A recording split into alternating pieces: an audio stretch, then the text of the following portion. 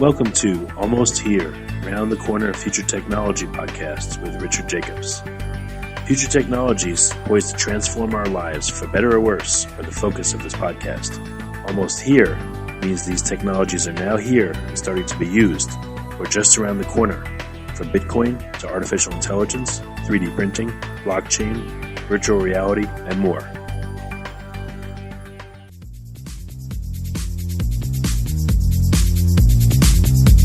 Coming to Dallas, Texas, September 14th, 15th, and 16th, 2018, the Blockchain and Future Tech Expo.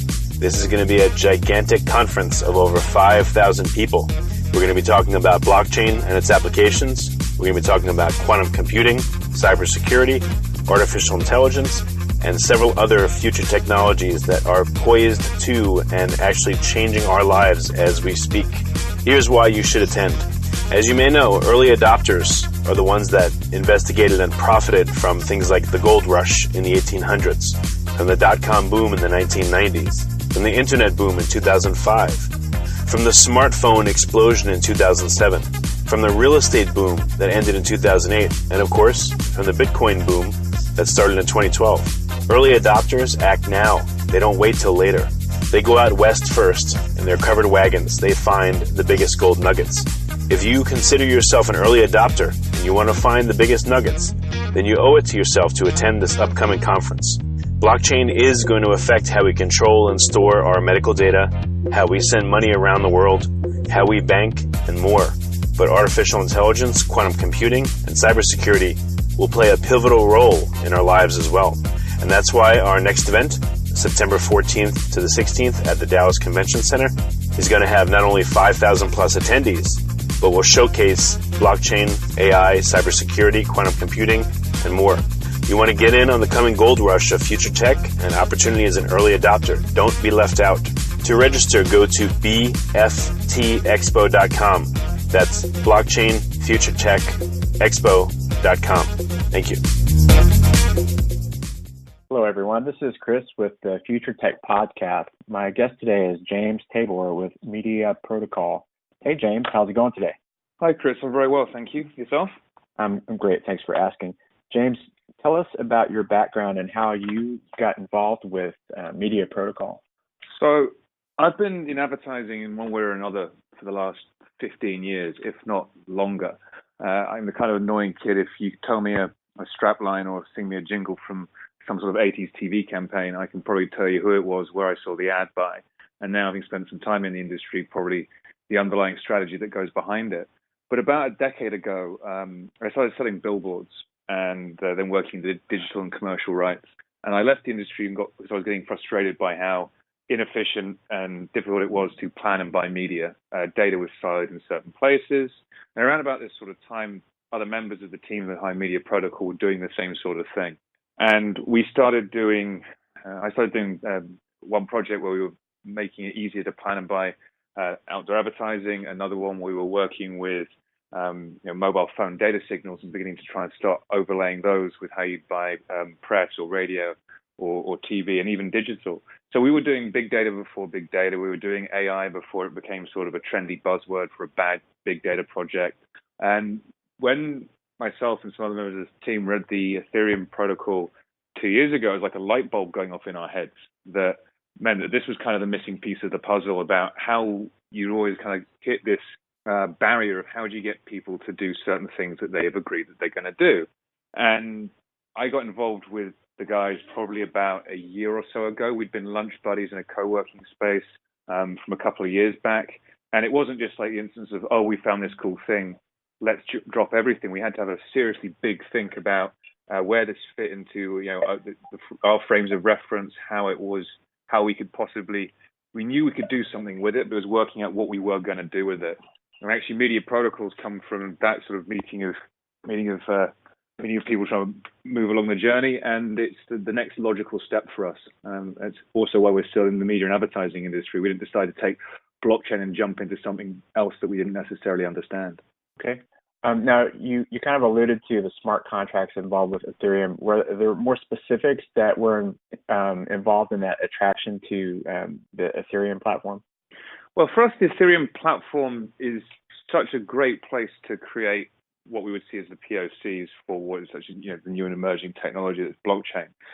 So the media protocol has already been written using the ERC20 smart contract. So it can be fully parameterized to do the various functions that we need it to do. But what's great about Ethereum is that it's captured the imagination of so many technologists that a lot of the developments that are going on in the rest of the blockchain space around, say, capacity, throughput, calculation speed, pretty much all of them will be supporting ERC20. So it's just a logical place for us to have started.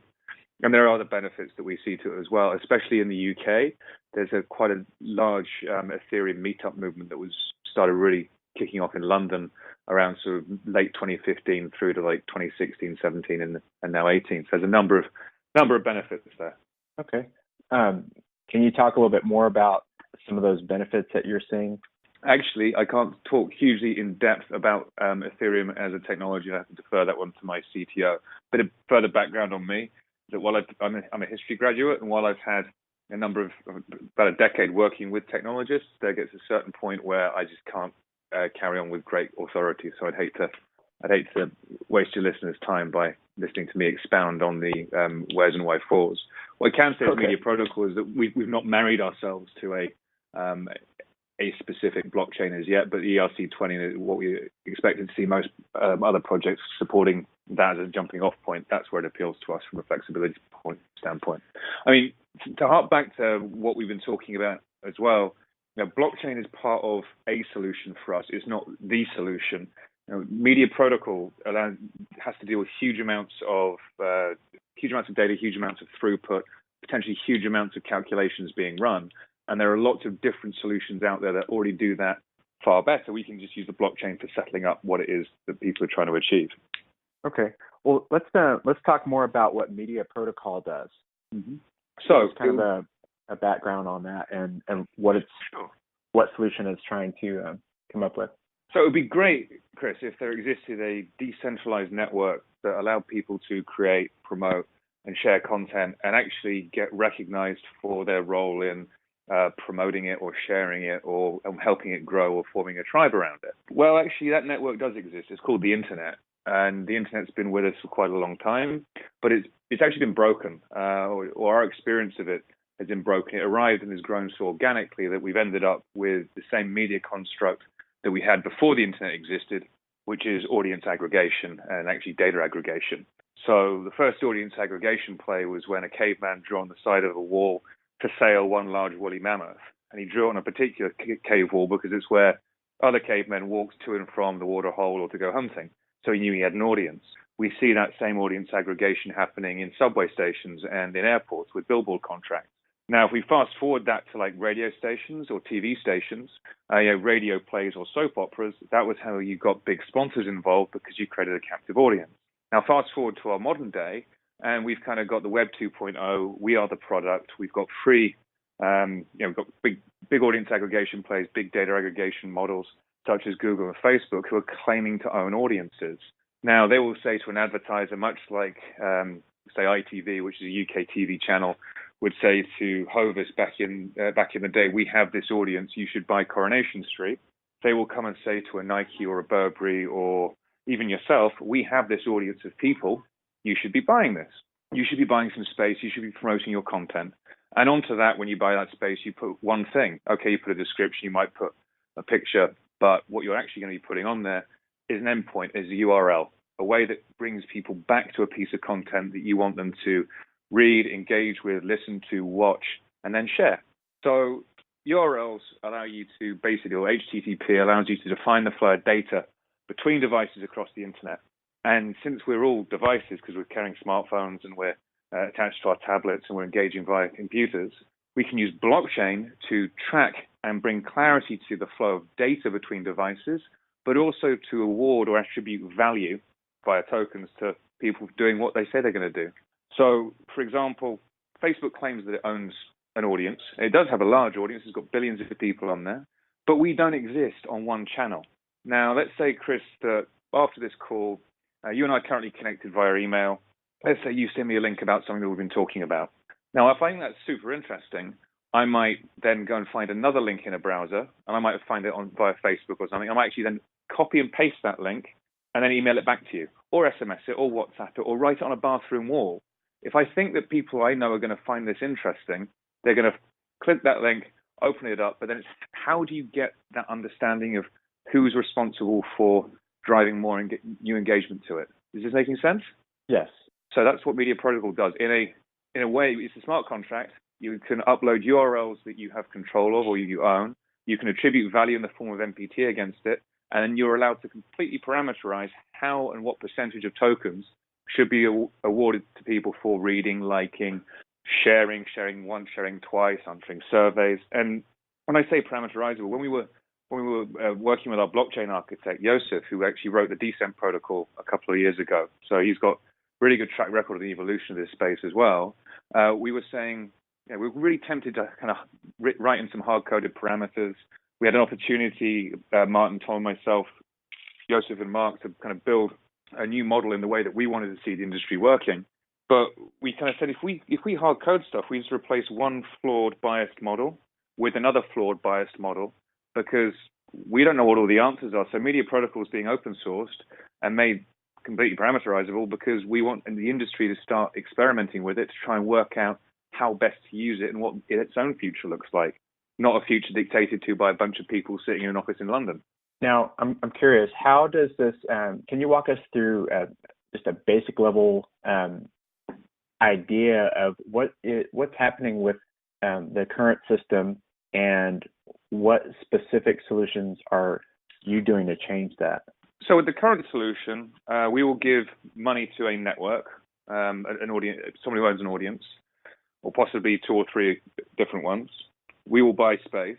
As soon as someone clicks off that link and goes in, as soon as someone clicks on that site and goes to your link, that site, and actually to an extent, you have basically lost control of the flow of data. You don't necessarily know where it's going and who's actually then originating the next referral, and so on and so forth. Also because you've got a lack of crossover or single customer view when it comes to understanding of who has seen what, who hasn't seen what, who's seen this, who's seen t'other. Now, what Media Protocol allows you to do is actually create that extra layer of transparency so that if I am an accredited actual human being, we can get into ad fraud and bots and civil attacks later on, but with Media Protocol, you would still be buying and promoting space, but you might say, actually, we're going to give you X number of tokens if this network supports it for this person who comes in and is reading and is an actual person, or we could actually say we can flow that value down to the end user if we prefer. So as an end user, let's say that you send me a link, Chris, to see the Financial Times. Now I read Campaign, or Adweek, as you call it in the US. So if you send me a link to the FT, I'm going to send a message back to you saying, hey, mate, this is great. Could you copy and paste this for me? Or could you send me a screenshot? Or alternatively, please stop sending me paywalls. Now, with Media Protocol, the FT can stop actually automatically assuming that it has to charge me $1 off my credit card and get my email address. It can actually look at it from a different angle, which is say, hey, Chris, this guy Chris has asked James to invest, or this person to invest his time into reading this link. And actually, hey, this guy's actually got some MPT, or Media Protocol. We know he's of some value. We know he's of some value to this general ecosystem. Let's see what happens. Let's see how he engages with it. Now, if it turns out that I'm sharing various bits of content that have been promoted, and maybe lots of bits of content that haven't been promoted, because this isn't about paying for people's attention or paying for people to share. This is about rewarding existing behavior. If it turns out I'm just an amplifier, like 25% of the population are, I could have an accretive relationship. If it turns out I'm a passive consumer of content, they could look to charge me some money. They could look to actually charge me some tokens that I might accumulate elsewhere. But what we don't have to do is make me start from scratch on every single website that I visit, having to accumulate value again and again and again and again. Okay. Yeah. So where are you all in the platform, and what's your current roadmap? So where we've got to so far is that we've actually written, it's on our website, mediaprotocol.org. You've got links to our GitHub and our documentation for how you would implement it. So we've got the smart contract written up, a number of parameters. We're currently building, because the way that we see adoption here is we're not building new browsers and new applications. we've created an SDK and a fully documented smart contract so that publishers and brands and app owners can integrate this across a wider ecosystem. You didn't have to download a new browser to experience HTML5, Chris. It just came to you. It just happened to you, right? Yes. This sort of change we believe should just happen to people. I don't want to have to explain to my mother why she has to go and download a new browser. She is still using IE10. I'm trying desperately to get her onto Firefox before we start experimenting with the radical departure that is Chrome. But she's going to stay on IE10 because that's where she's comfortable. So that's one part. The other part that we're currently just finishing up is what we're calling Publisher Portal, which is also an open source platform, which is free to access as long as you have Media Protocol, which will allow brands or publishers or agencies or whoever owns these URLs to create the smart contract and the wallet around them that allows them to distribute value. Because we also figured that the last thing anyone would want to do, starting to experiment with this, this radical idea of blockchain and how might we use it, is to go, well, here's how it works, and here's your manual on writing validity. So we tried to make it as user-friendly as possible from that point of view. So we've come quite a long way on that, and our next steps are to fully make the Media Protocol open source, and then we will sit on the governance panel for the first year, or chair the governance panel for year one, but we're looking for people to come and join and start contributing to the discussion around it. Okay. I want to take a little bit deeper dive here. Before we started the podcast today, we were talking about creating movement in the decentralized landscape. What are your thoughts on that, and what's your just general overview of decentralization and blockchain and perhaps even cryptocurrency? Oh, that's a long question. Or lots of potential answers. I'm going to pick on a big one here, which is the movements, because it's a recurring theme through your guys' podcast, and it's one that really appeals to me as well. And actually, around that is, I think, it's so intertwined to decentralization. I mentioned before, I've been trying to build technology to change the way that media marketing and advertising works for a long time. And it's beyond the point of, oh, this is just something that I'm doing because it seems like a good idea. This is something that I'm doing because I love the industry. I've been involved in it for so long, and I really want to see it survive and thrive. And blockchain is a wonderful opportunity to bring some much-needed clarity to it. Everyone in the industry assumes, or is coming from a place of, I like to believe, a place of good intention, but yet everyone else assumes that everyone else is acting badly. So we have basically a perfectly trustless economy going on. Brands don't trust agencies, agencies don't trust media owners, and the cycle keeps on going and going and going, and you can reverse it in any which way you like. Now, part of the reason that we're making a Media Protocol open sourced, and part of the reason, as I mentioned before, we ripped as much of the hard coding out as we possibly could, is because it's not up to us to define how people can decentralize their organization or their industry. They actually have the opportunity, if you give them the tools, and we've written a load of other technology that allows this to work better. Right now it's a hybrid solution, but we can delve into that another time. But if we create the tools and give them the support, then we can help them run and foster experiments. If we just say, oh, hey, this industry over here is full of really bad actors, and I'm going to tell you a great story about why all these people are really bad actors, but you know what, to keep on getting what you're getting from that industry, you got to come over to me because we built it on a blockchain, and to access this decentralized wonderland, you got to give me all your money. That's not decentralization, that's re-centralization. This is the most abused term that I encounter almost on a daily basis in this space. And I find it quite frustrating, because that's certainly not what blockchain can bring to a space. It's not about it's not even really about Robin Hooding anything. It's not about distribution of wealth. It's about distribution of, in my mind, opportunity to engage and also opportunity to influence the way that things can change.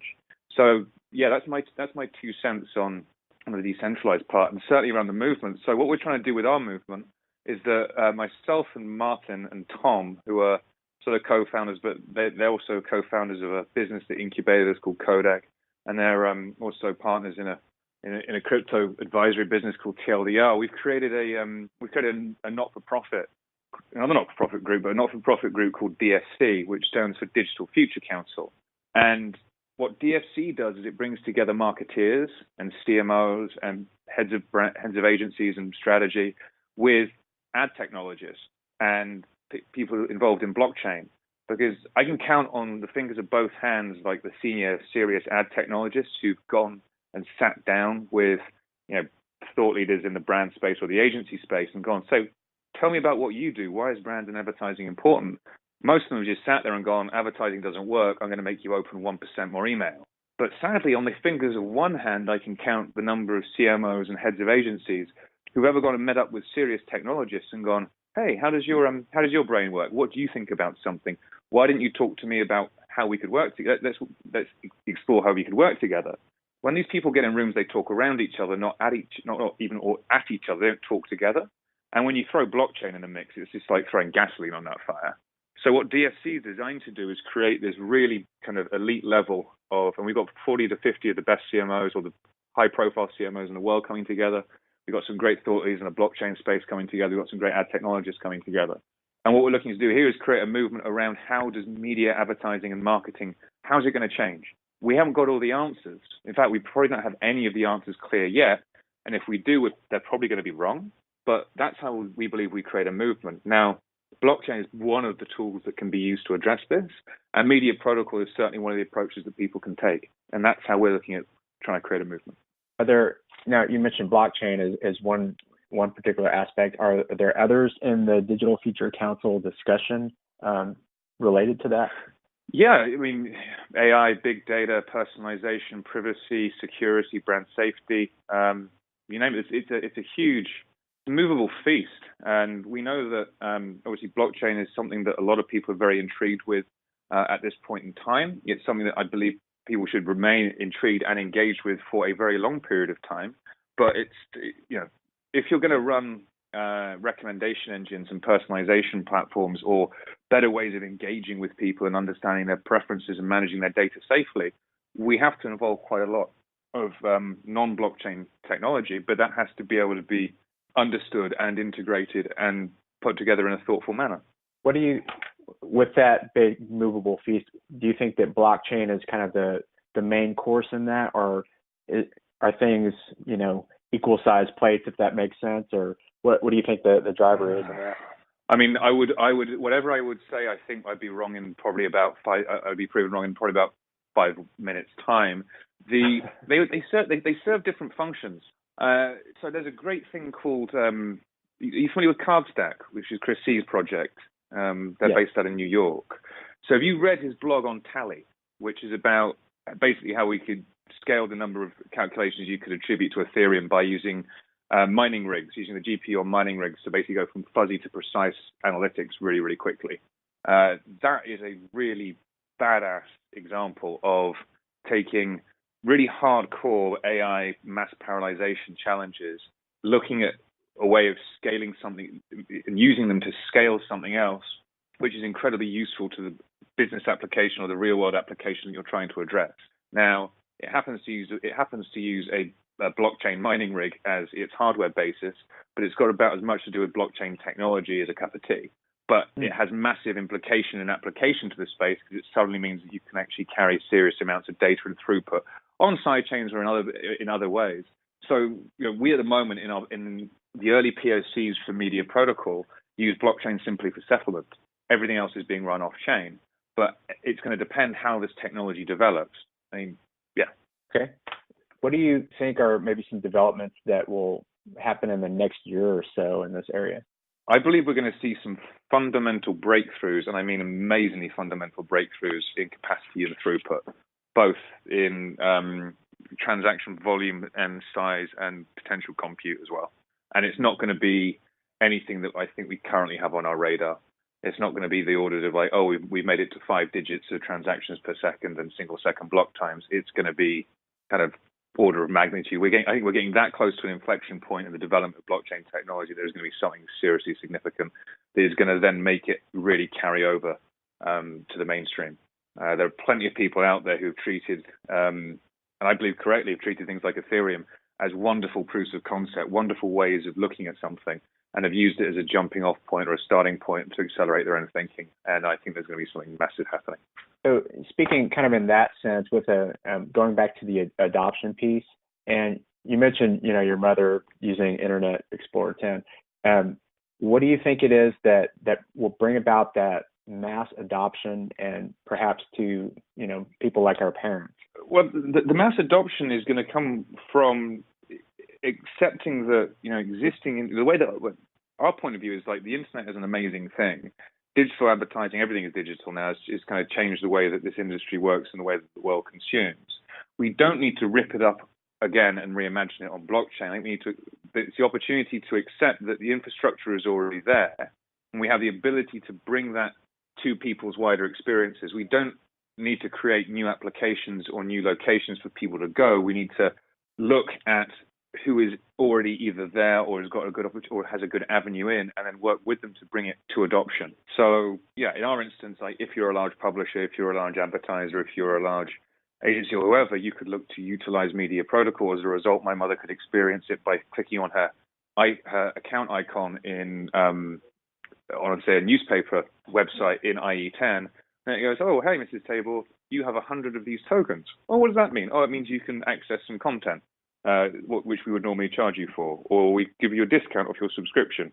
And actually, if she goes elsewhere on the internet, because let's say she's using a Facebook OAuth, which she most likely is, as mums all do love Facebook, she might be able to find out that actually suddenly those tokens that she earned by reading some promoted content on the Telegraph now means that she can read something on Condé Nast or something from Golf Digest, because Mum's a big golfer. So suddenly she gets this flexibility. Now, in my imagination, that plays out with her going, hey, isn't this amazing, this whole MPT thing, isn't this what you were working on? And me going, actually, that was what we're working on. That is what we're working on. That's what we've been doing. Because when we start trying to explain to anybody outside of this small sphere in this world that, I mean, could you imagine, Chris, if I was going to say, oh, you can earn some reward for reading this article, or we're going to reward you because you read this article. Here's a thank you. But before I give you this thank you, please write down this 19-character alphanumeric key. Oh, where have they gone? That's the adoption challenge that I see happening. Yeah, I totally agree with you on that. So, James, do you have any final thoughts that you can share with us for today? I mean, the only final thought that I'm really happy to share with anybody is that we're at such a wonderful cutting edge and such an amazing opportunity with this technology that anyone in this space not to look at what we're doing as solved problems or even trying to solve small-scale problems. It's a real opportunity to rip up the rule book and then begin to try and let people reimagine it and reinvent it themselves. And that's what decentralization, in my mind, means, being able to recreate as a larger group, but not to do that unless you have a decent understanding of what you're trying to change, and also not to do that in a way that just says, hang about, we're the only ones who are right. You've got to create movements and involve huge swathes of people across all the different stakeholders, and then work together to try and that's how bring that to what would be seen as mass adoption. God, that was a fluffed line, that last one. I've been going well. It was just fine. Decentralization, not re-centralization. Yeah, that's a big one for me. Decentralization, not re-centralization. Excellent. James, thank you so much for joining us today. Well, thank you for your time. It's been most enjoyable. Thank you so much. Thanks again. Yeah, definitely. Cool. James Tabor with mediaprotocol.org. Thanks for having me. Coming to Dallas, Texas, September 14th, 15th, and 16th, 2018, the Blockchain and Future Tech Expo. This is going to be a gigantic conference of over 5,000 people. We're going to be talking about blockchain and its applications. We're going to be talking about quantum computing, cybersecurity, artificial intelligence, and several other future technologies that are poised to and actually changing our lives as we speak. Here's why you should attend. As you may know, early adopters are the ones that investigated and profited from things like the gold rush in the 1800s, from the dot-com boom in the 1990s, from the internet boom in 2005, from the smartphone explosion in 2007, from the real estate boom that ended in 2008, and of course, from the Bitcoin boom that started in 2012. Early adopters act now. They don't wait till later. They go out west first. In their covered wagons, they find the biggest gold nuggets.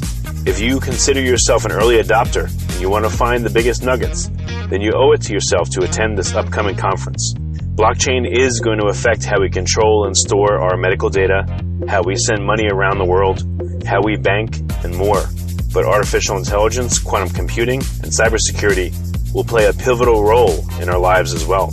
And that's why our next event, September 14th to the 16th at the Dallas Convention Center, is going to have not only 5,000 plus attendees, but will showcase blockchain, AI, cybersecurity, quantum computing, and more.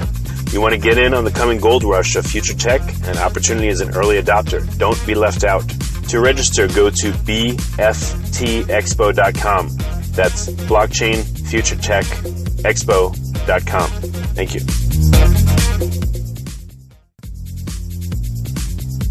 You have been listening to Almost Here, Around the Corner Future Technology podcast with Richard Jacobs. Subscribe to this podcast, post a review to discover more future technologies that are poised to transform our lives for better or worse, such as Bitcoin, artificial intelligence, 3D printing, blockchain, virtual reality, and more.